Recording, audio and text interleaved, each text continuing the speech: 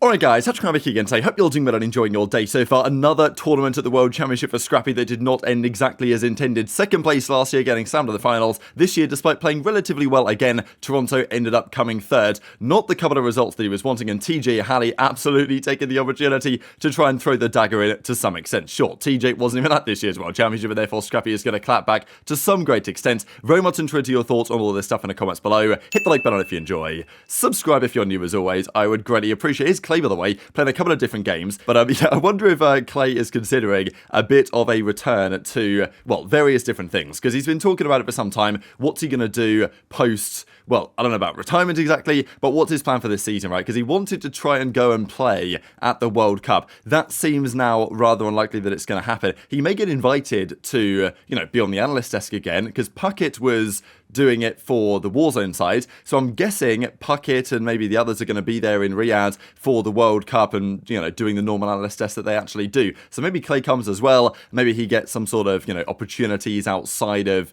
playing for next season. I'm sure that he will. Or he could come back and play. I don't really think a return to like another title is the way to go, especially because there's been talk about XDefiant, right? And when XDefiant came out, certainly last year when it was meant to come out, there was talk about the Pro League, the XDefiant Pro League and this stuff. XDefiant's launched, Ranked has arrived, but it's not exactly blown up, has it, right? Like this XDefiant Pro League idea that maybe some of the old school pros would go and play doesn't really seem to have much steam at the moment. And if it does gather any steam after the World Cup, it's probably going to get shut down quite quickly when Black Ops 6 comes out, because, guys like, let's say, Formal, they're not talking about, oh, I'm going to be done with Halo, I'm going to go play XDefiant. They're kind of hinting maybe they come back to Call of Duty, right? So I think that's the point with Clay. A couple of interesting stats to look through here as well. So this is Super in Modern Warfare 3 Challenges, Spanish player who absolutely dominated this season of Challenges. Now, he's one of the players, alongside, let's say, Cobra, that should be in the conversation for next year, because we're going to talk about Scrappy in a couple of seconds, but his year during Vanguard in Challenges was basically numbers like this. aBeZy's year last year in Challenges was basically numbers like this, and then of course we saw what Scrappy did in Modern Warfare 2, and we've seen now what aBeZy has done in Modern Warfare 3. Now sure, aBeZy wasn't making Champs Grand Finals, he wasn't in the MVP conversation, but he was definitely in the Rookie of the Year conversation. Once he was on his actual role, we know that he was rather good. So players that really dominate Challenges to this extent, we saw it with HyDra back in the day, should be in the conversation, right? And Super's been around a long time. The difficulty is for players like this, that there's just some sort of drama in the Spanish scene that prevents things from going as swimmingly as you might expect, right? I don't exactly know what it is. I don't know whether it's like, a Barcelona versus Real Madrid thing or something. I think it seems to be only Journey that for some reason can straddle the gap between the guys on like 5 Media Clan, which is like these boys, and then the actual Miami Heretics team. So I don't know what it is with the politics of the Spanish scene, but the issue is for guys like Super is that is he going to get picked up to a team that isn't Miami Heretics? Well, maybe not, but is he even going to get picked up there given, their chemistry and all these other factors? I'm not really so sure either. Cobra, though, is more likely, possibly, just because French player, but speaks good English, was on that Awobabob's team with aBeZy, with, of course, Lins and aBeZy, right, who did really well in last year's Challenges. They all made the league, and aBeZy and aBeZy became a quite formidable duo at the end of the season. Actually, multiple players have said over the last couple of days that Seattle should have done better than they did. Like, they bowed out top 8 in the end. They could have definitely won that series against Miami. They probably should have won the series against Miami. They bottled a 5-3 lead map 5 to bow out of the tournament in top 8. But basically everyone who scrimmed against Surge said, yeah, they were way better than that. They could have been easily top 4. Like, that's how good they were going into Champs. So there is a feeling that maybe that team will not exactly stick, but definitely that kind of format, let's say, for making a championship contending team was working. And, not maybe championship contending, but you know what I mean? Like, given where they were to what they were at the end of the season, because Surge were like an absolute disaster class for some time as soon as,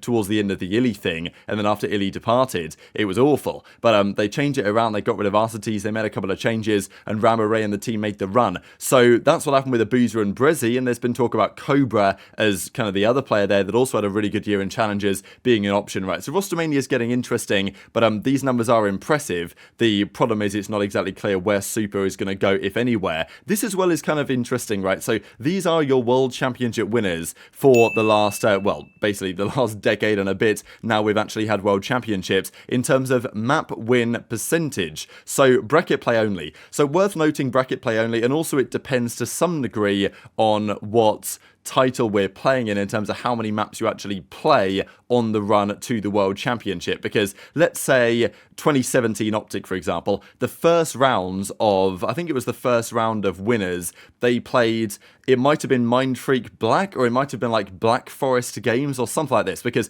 back then there were 32 teams at the World Championship, 16 of them would make it to bracket play. So generally, the best team would play a very weak team in round one and would usually get a clean 3-0, 3-1, move on in the tournament. Today, the bracket, of course, is 8 teams, so your competition is already stronger. So, you know, it's kind of more impressive, you could argue, today to do it with a higher win percentage in terms of map count, just because back in the day, you'd tend to play easier teams in the first rounds, and that's kind of why, you know, some of the numbers back in the day were maybe somewhat inflated. You look at like Formal's numbers, let's say, from Infinite Warfare Champs, like his numbers were absurd, but they were a little bit inflated by playing weak teams in groups. The other issue, though, back then was that if you were the top 2 seeds, if one of them got upset in their group, they ended up playing each other round one. That happened a couple of times at Champs. World War II is an example. Black Ops 3 was an example, another little Black Ops 3 mentioned in there. But this is what it looks like, right? So complexity, they top the lot here with a 15-3 complexity map win count. Also interesting that Empire, for example, they got a free map win because they basically went up 1-0 in the grand finals best of 9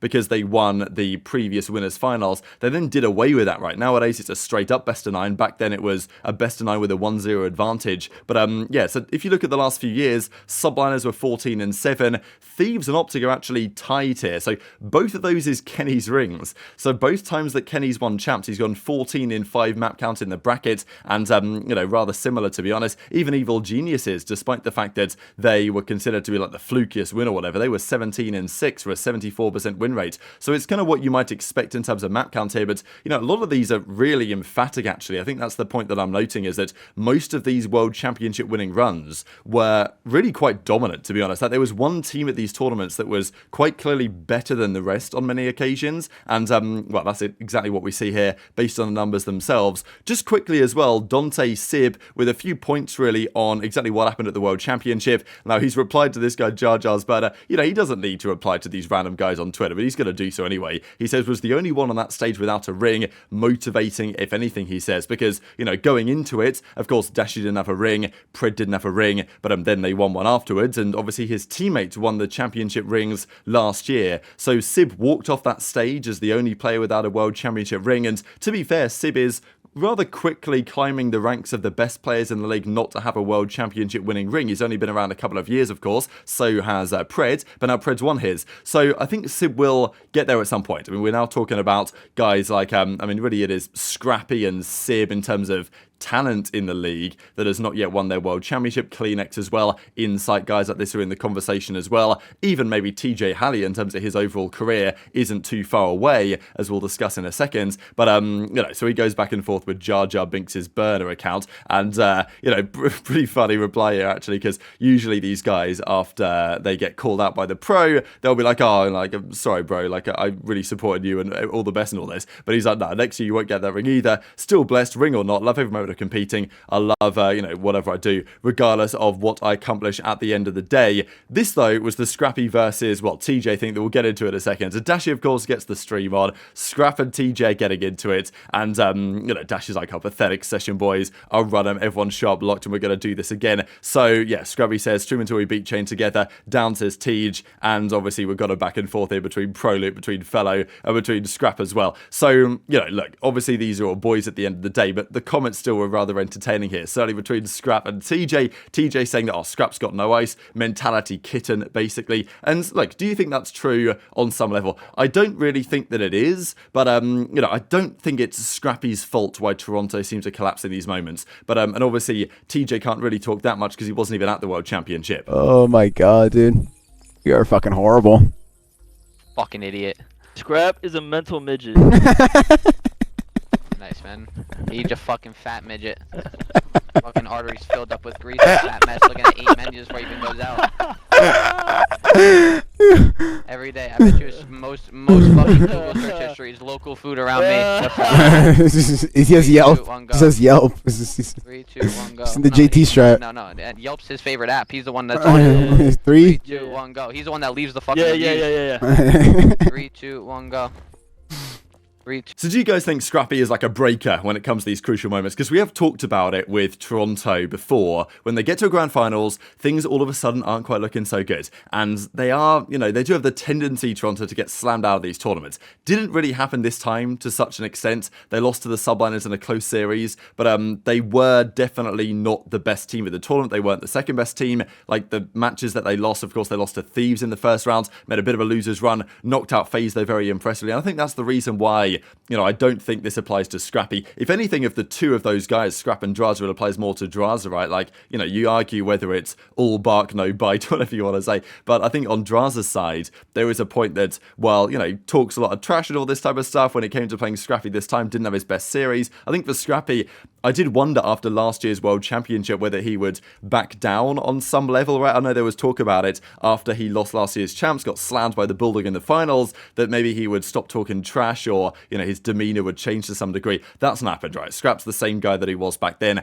and I don't think that, sure, even though his World Championship performances for the last 2 years haven't been the best, I don't think that's necessarily on him so much. I think it's more of a team thing for Ultra that they tend to struggle with this, and also I think for Ultra you've got to consider whether, you know, a change might actually be necessary at some point in the future, right? Maybe even right about now. Maybe it depends on the World Cup to some degree. Scrappy did say after their tournament loss that, look, he loves those boys, kind of implying they're not going to change, but, you know, we saw what happened with Subliners last year. They made a change, and on average, they probably improved this year, Subliners. They just played more challenging competition. They still won at events. Whereas Ultra, they made the change for Envoy for Hixie. Did it really make them that much more competitive? Like, it didn't seem that way to me, really. And, you know, CleanX, I think, was very good this year. Insight was actually really up and down. Scrappy was consistently in the MVP conversation. Envoy was, you know, he was good when he was on, but he had his bad runs as well, absolutely, in the first part of the season. So there's still some questions on that Toronto team, whether they are good enough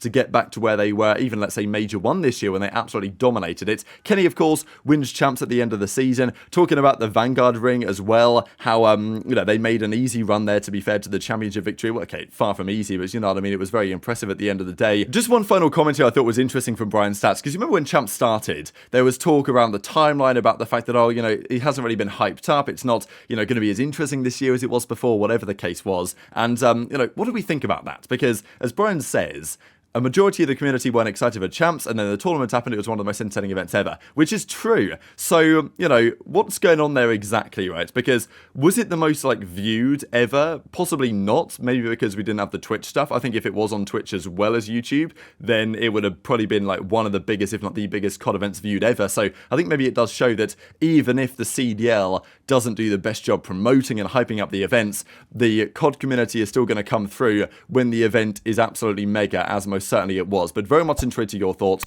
on all this stuff in the comment section below. Hit the like button if you enjoyed. Subscribe if you're new. Take care. And I'll see you next time.